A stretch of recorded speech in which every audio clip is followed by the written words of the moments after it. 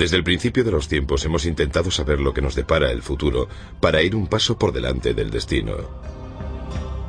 Desde los adivinos hasta Nostradamus, la predicción del futuro nos ha dejado perplejos e hipnotizados durante miles de años.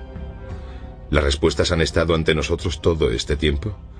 Codificadas en uno de los textos más antiguos que conoce el hombre, el Antiguo Testamento, existe un código en la Biblia que nos perfila claramente los sucesos del pasado y el futuro. Se trata de un código que ha retado a las mentes más brillantes a lo largo de la historia, entre ellas a Isaac Newton. Este código se descubrió con la llegada de la tecnología moderna. Que se necesite un ordenador para descifrar el código bíblico puede que no sea un hecho casual. ¿Encerrados en el tiempo bajo una llave digital? La Biblia es por tanto un código estadístico extraño que no se puede explicar, o se trata del primer programa informático. El código secreto de la Biblia está ahí para que lo descifremos hoy, para darnos las respuestas que buscamos o para advertirnos de lo que va a pasar.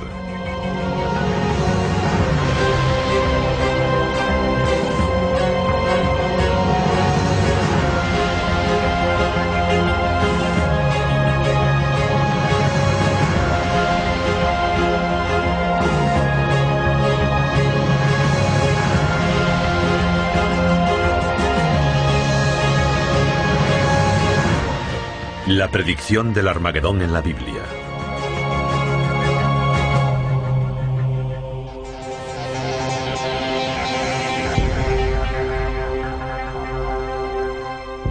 Se trata de un código que ha asombrado, consumido y frustrado a los teólogos, los investigadores y los matemáticos durante siglos.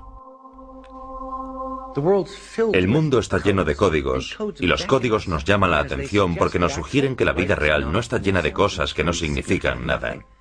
Los códigos nos dicen que está llena de cosas que lo significan todo. Eso es un código. Las primeras investigaciones del código secreto datan del siglo XII. Se cree que en esta época los rabinos buscaban la firma de Dios en la Biblia. Creían que si encontraban mensajes en el Antiguo Testamento podrían encontrar la palabra de Dios que se dirigía a ellos.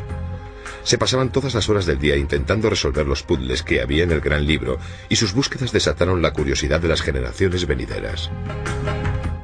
La historia comienza en la época medieval, cuando los grandes místicos cabalistas hicieron la siguiente afirmación: todo lo que fue, es y será. Se encuentra en la Torá. Está en esas escrituras a las que llamamos la Biblia. Supuestamente se escribió hace 2000 años y se desarrolló poco a poco. Para los místicos, la Biblia no es un texto. La Biblia es un organismo vivo.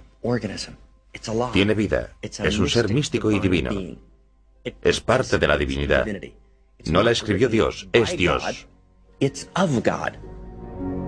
En el siglo XVIII, uno de los mayores eruditos en la Biblia, el genio de Vilna, o también conocido como el Gaón de Vilna, afirmó que todo lo que ha ocurrido u ocurrirá está en la Torá. Y lo que quiso decir con esta afirmación ha sido el tema de un gran debate. Algunos creen que estaba diciendo que la Biblia es una guía para la vida. Otros creen que estaba afirmando la existencia de unos códigos bíblicos que revelarían los secretos del universo.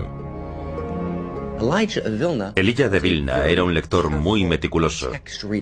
Estudiaba las estructuras del texto, buscando las cosas importantes que se ocultaban en él.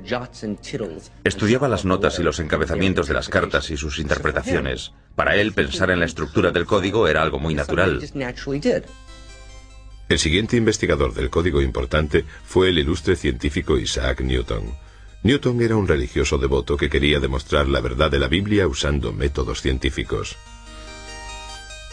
Newton aprendió hebreo e intentó encontrar códigos en el texto bíblico para demostrar la validez de la Biblia. Aunque pasó muchos años pensando en la forma de descifrar el código bíblico, la solución estaba fuera de su alcance. Es muy interesante que Isaac Newton, a pesar de que no era judío, también creyese que podía existir un código y que se pasase tanto tiempo intentando encontrarlo. Tengo entendido que hay un montón de manuscritos de Isaac Newton sobre la búsqueda de códigos en la Torá. Puede que haya cajas llenas de documentación sobre su investigación en la Universidad de Cambridge, pero no creo que nadie lo sepa. La búsqueda del código parece haberse paralizado hasta unos años antes de la Segunda Guerra Mundial, cuando un rabino de Praga sin conocimientos científicos relevantes llamado Hein Michael Dovberg Weissmandel se convirtió en el primer investigador moderno que afirmó que existía un código detallado en el texto de la Biblia. Entonces Weissmandel retomó el viejo reto del siglo, descubrir esos códigos. Después de verse acorralado por los alemanes y escapar de un tren rumbo a Auschwitz, Weissmandel se convirtió en un héroe que intentó salvar a casi 1 millón de judíos de los campos de concentración nazis.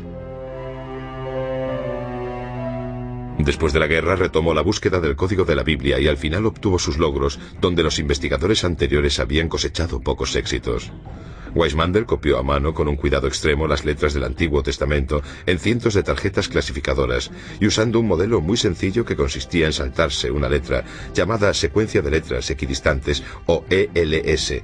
Encontró la palabra Torah al principio de cada uno de los 5 libros del Antiguo Testamento. Bueno, el rabino Weissmandel fue el responsable de la introducción de los códigos en la era moderna. Lo que buscaba era solamente este fenómeno de ELS, de secuencia de letras equidistante o salto de letras. No tenía ordenadores, así que no podía determinar un ELS básico.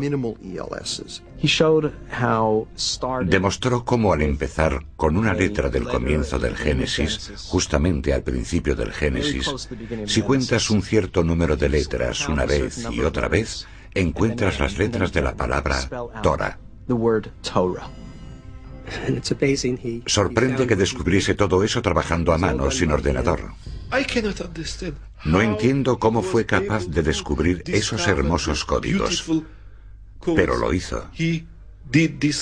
Era un genio, no hay otra explicación. Aunque la proeza de Weissmandel para descubrir los códigos en la Biblia fue milagrosa, los investigadores tendrían que esperar a la llegada de los ordenadores para poder descifrar el código con éxito. ¿Qué sucedió desde el trabajo de Weissmandel hasta la llegada de los ordenadores modernos? ¿Por qué con la informática de hoy en día se retoma todo este asunto dándole tanta importancia y emoción? La investigación del código podría haber llevado unos cuantos millones de años sin ordenadores, pero con un ordenador podemos encontrar los códigos en unos segundos sin problema. Los ordenadores son una ayuda divina, puedes consultar algo una y otra vez y en profundidad, y por eso tienen un sentido completo dentro de la lógica del marco interno espiritual que nos ayuda a entender realmente que los ordenadores nos descubrirán más ideas sobre los códigos. Sería imposible sin ordenadores. Pero, ¿qué es exactamente el código de la Biblia y cómo funciona? Bueno, pues el código bíblico es una afirmación de que existen mensajes escondidos en el texto de la Biblia que son diferentes o añadidos al texto real y normal de la Biblia. Mensajes cifrados, ocultos. Palabras o frases que aparecen cuando no lees la Biblia letra a letra, sino cuando saltas intervalos desde una letra a la siguiente. Es realmente la afirmación de que el código bíblico existe. La afirmación se basa en que hay mensajes escondidos en el texto de la Biblia que se pueden extraer usando ELS. El código de la Biblia se descifra usando un programa informático que revela las secuencias de palabras en una estructura de contenido organizado. Las palabras clave se introducen en el programa informático, que examina el texto completo de la Biblia usando una serie de saltos de letras también llamadas secuencias equidistantes de letras. Es muy importante señalar que cuanto más corto es el salto de letras que genera el ordenador, más sorprendente es el hallazgo. Si se encuentra la palabra, el buscador de código se sitúa en el lugar de la Biblia en el que se localizó la palabra. Esta zona se llama la cuadrícula o la matriz. Entonces se examina minuciosamente la cuadrícula en busca de otras palabras relacionadas con la primera palabra que encontró el ordenador. Aquí tenemos 3 LS: orden, comida y rosas.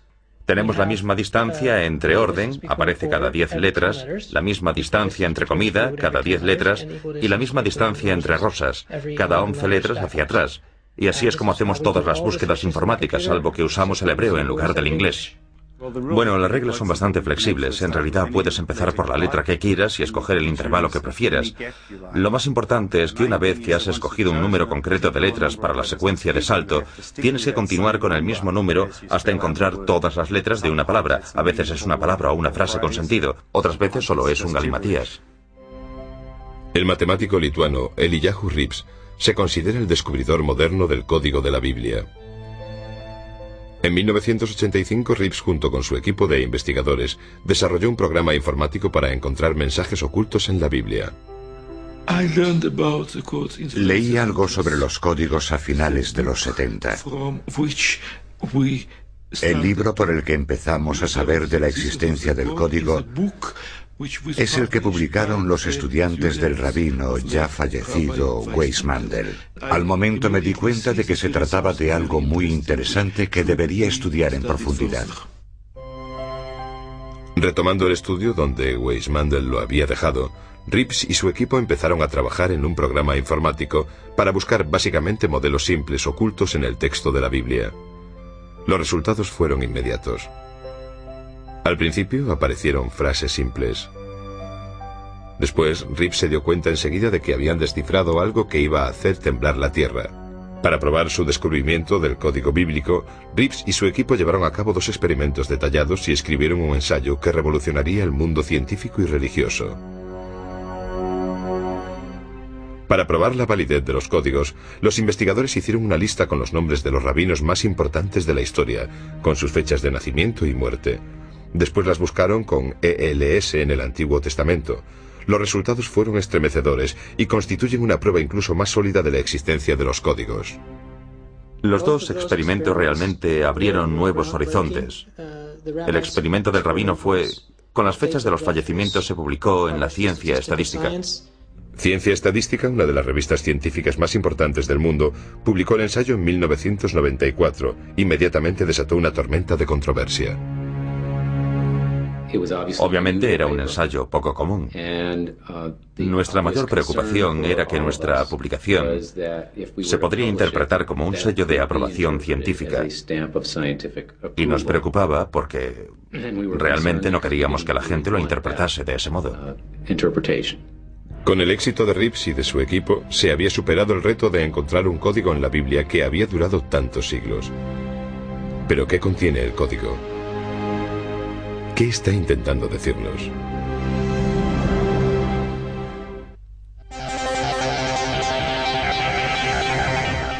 A través del espejo. En 1994, Ciencia Estadística, una revista científica importante, publicó una investigación que asombró al mundo científico. La investigación afirmaba que existía un código en la Biblia al que se podía acceder solo por medio de la informática. El 11S estaba escrito o quizás no lo estaba, pero supongamos que lo estaba, ¿vale? O lo del asesinato de Rabin. ¿Por qué la gente se pone nerviosa al descubrir incluso la simple posibilidad de que sea cierto de que todo está codificado? Digámoslo de otra forma.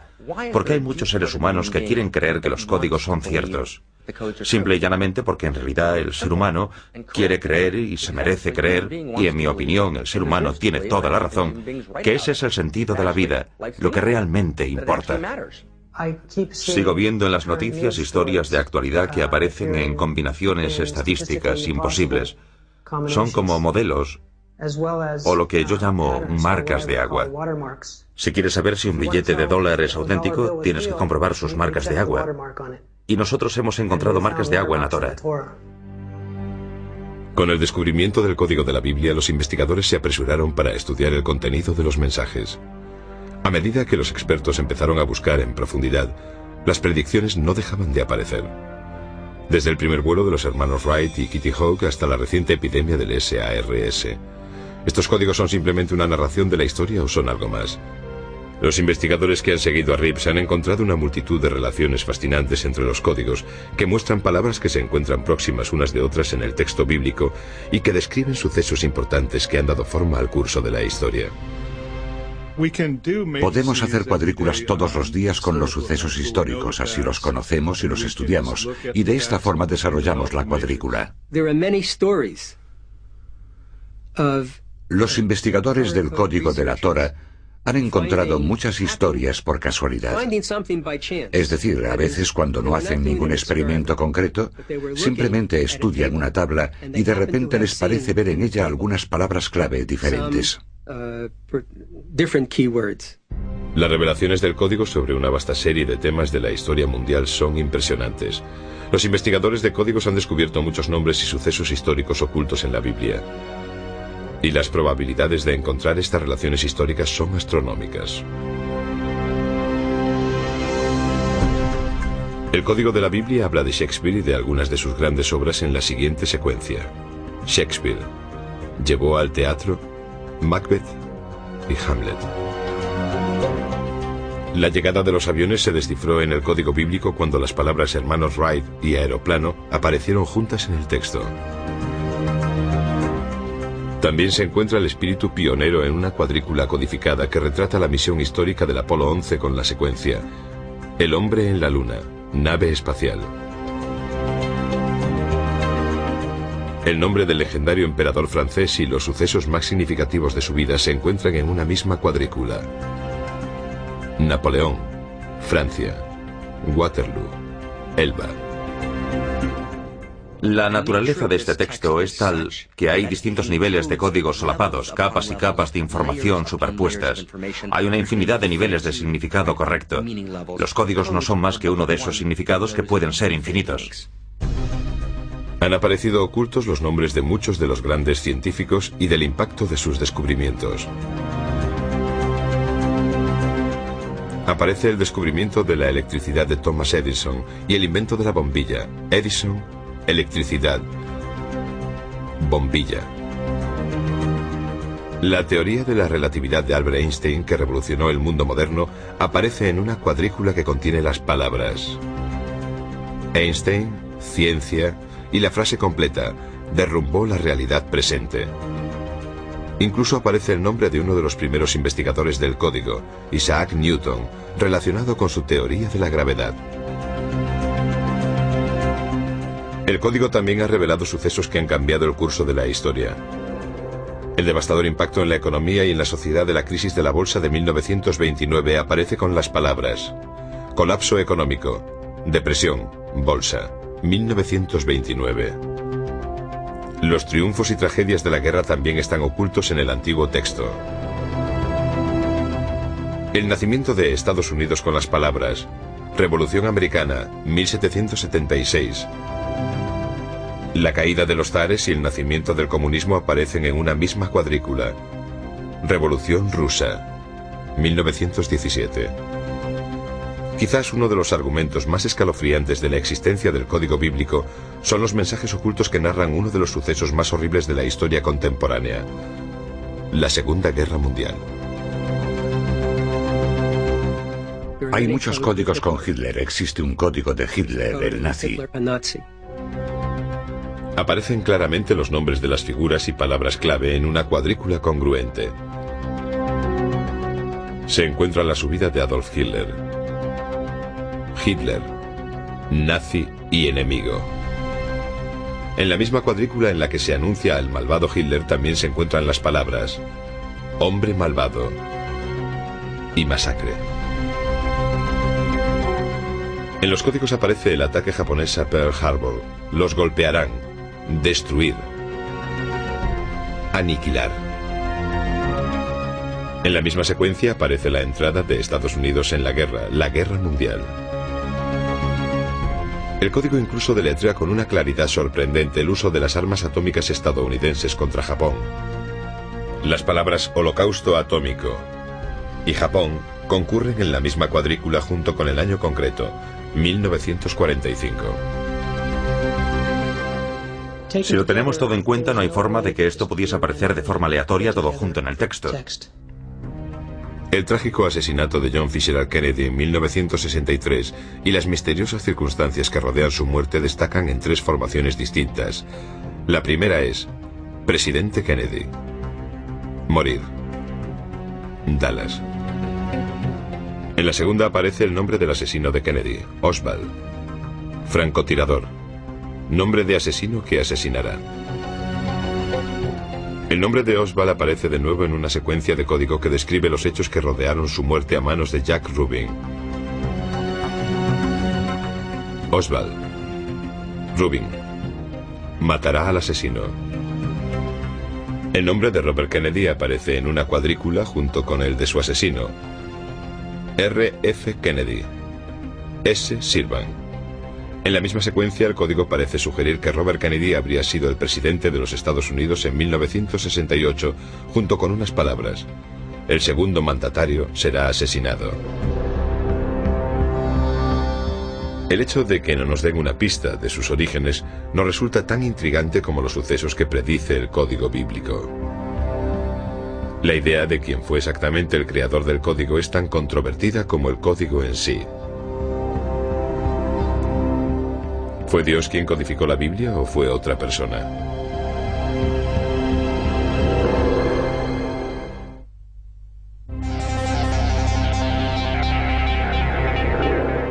Encuentros próximos. Gracias a la informática se descifró el código de la Biblia, pero ¿cuál es su origen? ¿Fue Dios quien codificó la Biblia para que nosotros la decodificásemos hoy y nos sirviese como una guía de nuestro pasado y posiblemente un presagio de los días que vendrán? Algunos creen que los orígenes del código bíblico son incluso más fascinantes que el código en sí. Pueden ser como algunos creen que fuesen los extraterrestres que visitaron nuestro planeta hace eones quienes codificaron la Biblia, dejándonos de este modo un mapa de nuestro destino. Para una persona que no cree en la existencia de Dios, el texto no viene de la divinidad, viene del espacio exterior. En mi opinión es imposible, porque si fuesen los extraterrestres, entonces tendrían que haber conocido los detalles concretos sobre una gran cantidad de sucesos a lo largo de la historia.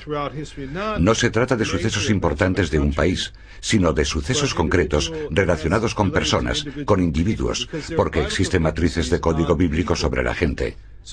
Entonces, ¿cómo es posible que un viajero del tiempo o algún tipo de extraterrestre sepa todos esos detalles específicos sobre las personas? Los estadísticos no pueden responder a la pregunta de quién los puso ahí. Los estadísticos solo pueden responder a esta pregunta: ¿existen? Es una explicación muy inteligente, aunque no muy perspicaz. Significa que puedes escribir libros sobre el tema a título personal, sin comprometerte con la religión, lo que no es muy popular, y de este modo consigues lo mejor de los dos mundos. La misma gente que habla de la vuelta de Elvis Presley o del monstruo del lago Ness, ahora habla de la predicción del 11S. Es un gran mercado, aunque espero que la mayoría de la gente no le preste demasiada atención a esto. Ni siquiera creo que exista la más mínima posibilidad de que los extraterrestres sembrasen la Tierra para ponernos a nosotros aquí, o de que escribiesen la Biblia con un código oculto en el texto. El código bíblico incluso hace referencia a sí mismo cuando afirma: ellos codificaron la Torá y mucho más. Una posible pista de su origen se refleja en la secuencia del código que dice: se hizo por ordenador. Las escrituras de Dios grabadas en las tablas. El concepto que estuvo oculto hasta estos últimos tiempos en los que nació la informática tiene un sentido lógico para mí. Creo que se trata de una de estas tres posibilidades. Una consiste en rechazarlo por completo y demostrar que de algún modo es falso. La segunda es asumir que los extraterrestres nos dieron la Torá. Y la tercera consiste en asumir que un ser sobrenatural nos dio la Torá. No creo que haya muchas más posibilidades. Se trata de un proceso gradual que la gente tiene que superar cuando busca los códigos y busca el significado que hay tras los códigos. ¿Qué intentan demostrar los códigos? Pues los códigos están intentando demostrar que la Torá es el documento que Dios nos dio en el monte Sinaí. Permíteme que te haga una pregunta. Digamos que alguien le organiza un encuentro. Muy bien, todo está organizado. Os vais a encontrar en, no sé, el Waldorf Astoria, en la ciudad de Nueva York, el domingo por la tarde a las 3 en punto. Cuando llegas allí, ella no está, pero te dejó una nota, y la nota dice: querido Matthew, estuve aquí hace 3000 años y por desgracia tú no estabas aquí, pero te dejé esta nota porque te quiero mucho. Te he dejado instrucciones para la vida que te enseñarán cómo vivir el resto de tus días. Existe una tendencia a pensar que este fenómeno es tan contundente y las posibilidades de que esto no ocurra por casualidad son tantas que cualquier ser humano razonable entiende que no se trata de una casualidad. Estos códigos tienen que tener un autor divino y no podemos decir nada más que eso. Por eso mismo, esto fue creado por una fuerza poderosa. Y nosotros llamamos a esa fuerza poderosa Dios. Personalmente yo creo en Dios. No creo que se esconda de la gente. Si sigues su voluntad y si buscas la sabiduría, Él te ayudará. Sin embargo, si se tratase de una persona de hace 3000 años, entonces estoy seguro de que Dios le habría permitido desarrollar un código bíblico muy diferente, porque lo tendría que haber hecho a mano. Pero a pesar de la sorprendente exactitud del código, los escépticos dicen que no existe. ¿El código bíblico predice los acontecimientos históricos clave o se trata básicamente de una anomalía estadística o incluso un truco bonito y perspicaz?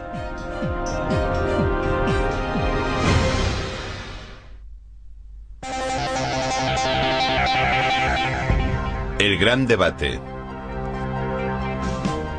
Aunque el código bíblico ha revelado sucesos pasados con una exactitud sorprendente, algunos escépticos creen que las predicciones del código se pueden encontrar en cualquier libro que tenga una extensión similar al de la Biblia. Varios estudiosos han asumido el reto de refutar el código bíblico intentando invalidar las pruebas que se usaron para demostrar su existencia. Un examen del texto del clásico Moby Dick descubrió un mensaje sobre la muerte de la princesa Diana. Aunque los que se oponen a la existencia del código se basan en experimentos y estudios científicos sólidos, no pueden explicar ciertos sucesos reales que se han podido predecir antes de que ocurriesen. La predicción que los principales defensores de la existencia del código ven como una prueba de la existencia del mismo, descubierta por dos investigadores diferentes, Moshe Katz y Michael Drosnin, es el asesinato del primer ministro israelí, Yitzhak Rabin.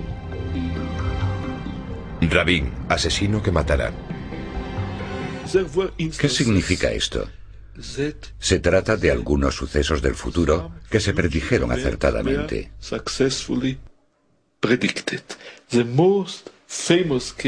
El caso más famoso es la predicción del asesinato del primer ministro Rabin que hizo Michael Drosnin. En el momento en que ocurrió esto, Yitzhak Rabin era el primer ministro de Israel. En este caso pusieron Yitzhak Rabin y encontraron un verso que hablaba de un asesino que va a matar o de un criminal que va a asesinar. Y ocurrió en un espacio de tiempo muy breve. Ambos se alarmaron y avisaron por carta a los responsables de la oficina de seguridad del primer ministro, con la esperanza de que, con alguna precaución extra, se pudiese evitar que ese suceso llegase a ocurrir. Pero no fue así. A pesar de los intentos para prevenir a Rabin sobre el duro atentado contra su vida, Rabin fue asesinado en 1995. Pero los principales defensores del código abrieron un debate sobre si el código era una advertencia o simplemente la narración de unos innumerables resultados posibles. Es una cuestión muy básica. No sabemos si era una advertencia o si era sencillamente algo que iba a ocurrir de esta forma. Quizás sea una de las posibles variantes del futuro que trata la Torá. Un investigador del código totalmente seguro de que la predicción del asesinato de Rabin acababa con cualquier duda sobre la existencia y veracidad del código, retó públicamente a que alguien encontrase la predicción del asesinato del primer ministro en Moby Dick.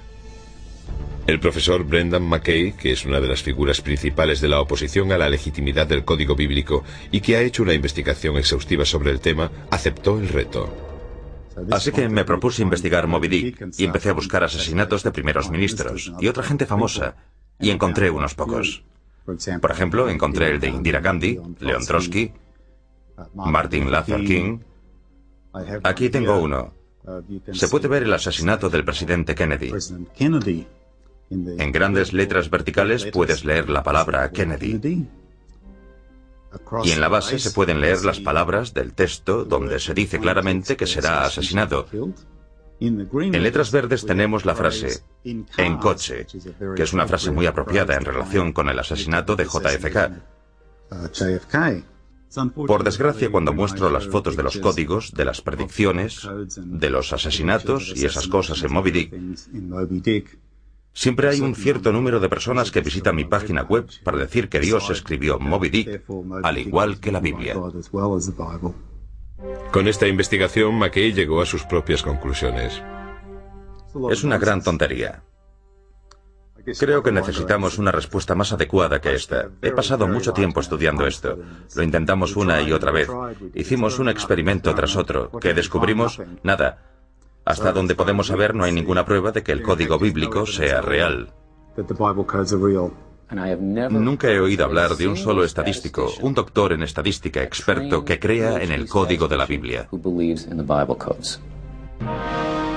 Pero hay defensores del código que argumentan que las probabilidades estadísticas de que aparezcan ciertas palabras en distintas formaciones es tan pequeña que atribuírselo a la casualidad es ignorar los elementos fundamentales de la estadística.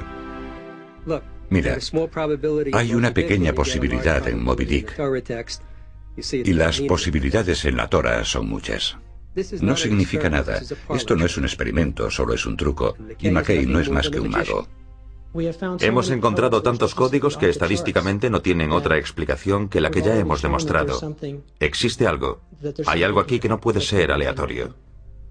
Creo que ya hemos llegado al punto en el que queda demostrada la existencia del código bíblico, y la forma en la que se ha hecho es desarrollando matrices muy avanzadas con frases que sobrepasan la posibilidad de la casualidad que se da incluso en el universo. Y una vez que hemos hecho esto, entonces queda demostrada su existencia, y creo que hoy hemos llegado a ese punto. Otros investigadores argumentan que dejando las probabilidades estadísticas a un lado, deberíamos mirar la validez del código de otra forma. El debate no tiene mucho que ver con si este o aquel código son ciertos o no. Se trata de saber si son una posibilidad real. Si crees que cada código es correcto, que todo esto funciona a la perfección y puedes predecir lo que va a ocurrir, en realidad estás loco. Si crees que los códigos no existen, que no es posible, que existe una especie de idea absurda de que debe de haber códigos por todas partes, realmente te estás perdiendo algo estupendo sobre la complejidad del mundo. No estás viviendo en un mundo codificado, y no vivir en un mundo codificado es como vivir en un mundo monótono, y un mundo así no es realmente un buen lugar para vivir. A pesar de los sólidos argumentos de McKay y de sus seguidores contra la existencia de los códigos, los que apoyan su existencia nos muestran más ejemplos reales de las predicciones de los códigos sacadas de los titulares de hoy en día. ¿Qué dice el código bíblico sobre los acontecimientos recientes? ¿Y qué nos advierte sobre el futuro?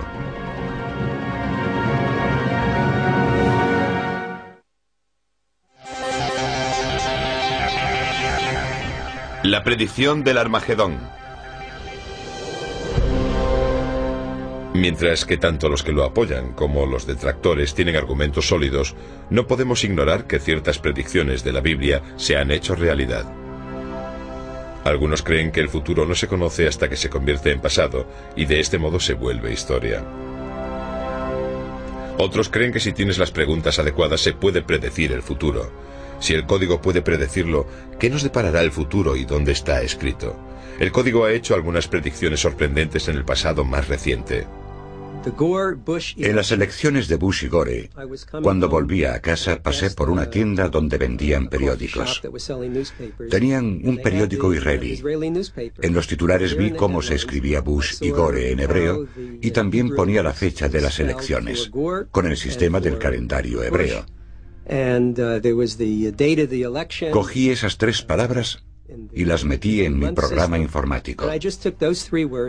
El resultado fue una matriz muy rigurosa. Creo que eran como 4 filas y 5 columnas con estas tres palabras. El día del mes y el mes eran una palabra clave. Gore era otra palabra clave y Bush la otra. Era tan compacta que la probabilidad de encontrar eso en una población de texto libre. Un texto libre es una población en la que hay textos sin ningún código. Era algo como una entre unos cientos de miles. Serían los sucesos del 11S los que conseguirían que los investigadores retomasen la Biblia para ver si había sido predecido. Lo que encontraron fue sorprendente. Descubrimos unas colocaciones compactas poco comunes de estas tres palabras. junto con algunas otras que tienen algo que ver con el 11S, entre ellas el mismo 11S, los nombres de los pilotos, varias descripciones, la caída de los edificios, la destrucción de las torres, la tragedia ante los ojos de la gente y cosas así. Y todo esto apareció en una zona muy pequeña. Hice una matriz con el ataque del World Trade Center y encontré 30 términos que formaban frases completas. Las probabilidades de que aparezca una matriz así son de 1 entre 300 por 10 elevado a 40. El avión derrumbó la Torre Gemela 2 veces. Bueno, pues 2 veces son algunas de las palabras que aparecen en el texto normal. En el siguiente ejemplo aparece Bin Laden con las palabras mata a miles de personas y las palabras suceso terrorífico y Torres Gemelas. Lo que hace extraordinaria a esta cuadrícula es la agrupación en la que aparece. Casi tienes que pararte a mirar un momento antes de darte cuenta de lo cerca que aparecen estas palabras. Estas son las únicas palabras para el terror, suceso terrorífico, que aparecen con un salto de 2 letras. Es el intervalo más corto de la Torah. Esta es una de las 3 mejores asociaciones entre torres y gemelas. ¿Por qué aparecen juntas en la misma cuadrícula? Pues la respuesta que encontramos una y otra vez es porque existe una intención clara. Una de las últimas revelaciones del código bíblico se refiere a un suceso que tuvo lugar el 1 de febrero de 2003, el desastre del transbordador espacial Columbia. Empezaré por los hallazgos del profesor Reeves. Transbordador espacial Columbia. Llorar su muerte.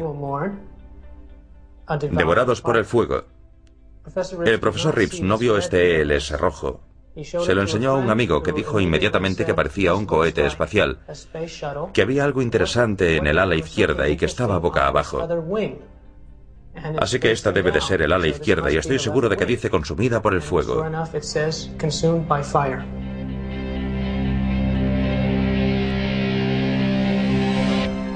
El código predijo incluso la guerra estadounidense más reciente.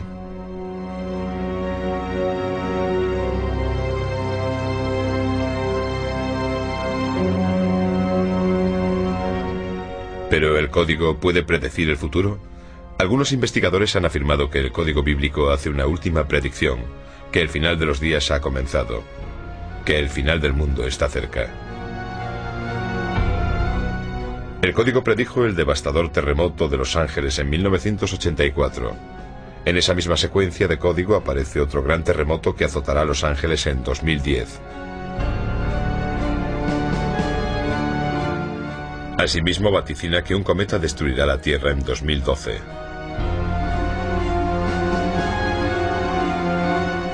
También sugiere que el incremento reciente del terrorismo internacional podría ser el precursor de la llegada del final de los días.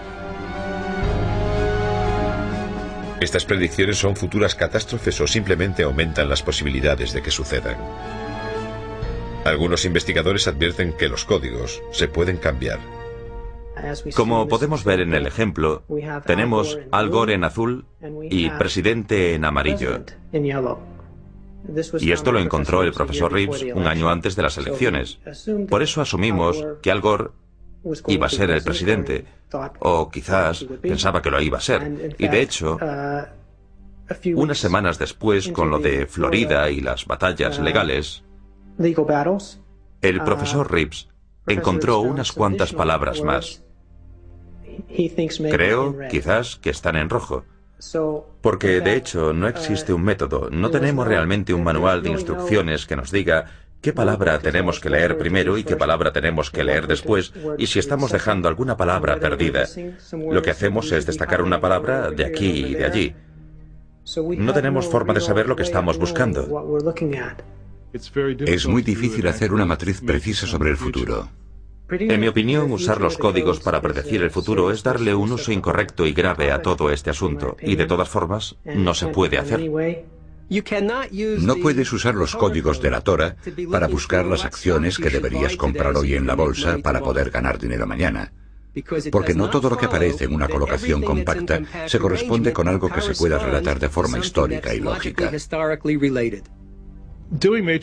Hacer matrices con el futuro no debería suponer ningún problema en absoluto, salvo que no sabemos qué buscar y tenemos que adivinarlo todo. Y cuando trabajas así es muy posible que cometas errores. Por eso creo que hacer matrices sobre el futuro es teóricamente posible en un 100%, pero en la práctica es muy difícil hacerlo. Por eso, si puedes desarrollar una matriz sobre un suceso pasado, entonces puedes desarrollarla sobre el suceso futuro, porque se trata sencillamente de un suceso pasado que no ha ocurrido todavía. No sabemos lo que buscar en una matriz sobre el futuro. Ahí está la limitación. Lo que vemos es solo la punta del iceberg, en el que todavía no hemos sido capaces de descubrir de forma sistemática todos los aspectos diferentes de cómo se codifica. Es decir, una descripción completa del código. Tan solo vemos un pedazo aquí y otro allí. Si crees en la Biblia y en sus profecías, sabrás que habla de un periodo de tiempo llamado el final de los tiempos o el final de los días. Se trata de la batalla más intensa entre el bien y el mal en el mundo. El terrorismo, el virus del SARS y otros virus y epidemias, todo ello es un indicativo de que las cosas malas ocurren. Y la Biblia predice que todas esas cosas malas o diabólicas van a suceder.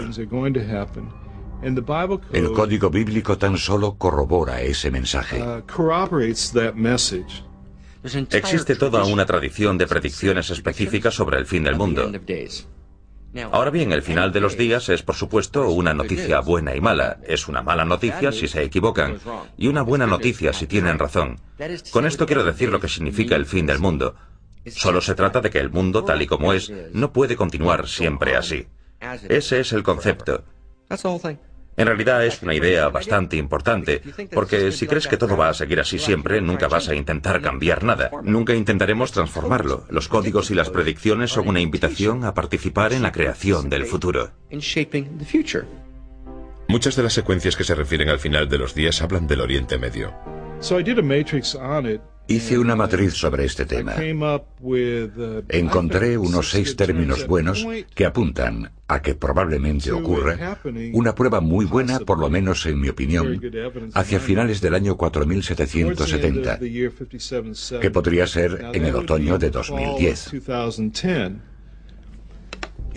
Si conoces la profecía, sabes que el final de los días, o el fin del mundo, es un periodo que dura 7 años y comienza con un tratado de paz entre Israel y las naciones que le rodean, aunque en realidad no dice cuáles son los otros pueblos que firman el tratado. Este tratado de paz establece que se dividan las tierras de Israel, que se divida la ciudad de Jerusalén, y a cambio Israel tendrá garantizada la paz. Algo parecido a lo que estamos viendo hoy con el Grupo de los Cuatro y su hoja de ruta. El Grupo de los Cuatro está formado por Estados Unidos, Naciones Unidas, la Unión Europea y Rusia, que están desarrollando una hoja de ruta para solucionar el problema de los israelíes y los palestinos. Lo que acabo de contar no suena algo parecido a un tratado de paz que creará una nación palestina. Creo que sí. Si es así, y si en el otoño de 5770 llega el fin de los días, esa matriz es correcta. Entonces el Tratado de Paz tendrá lugar en septiembre u octubre de 2003.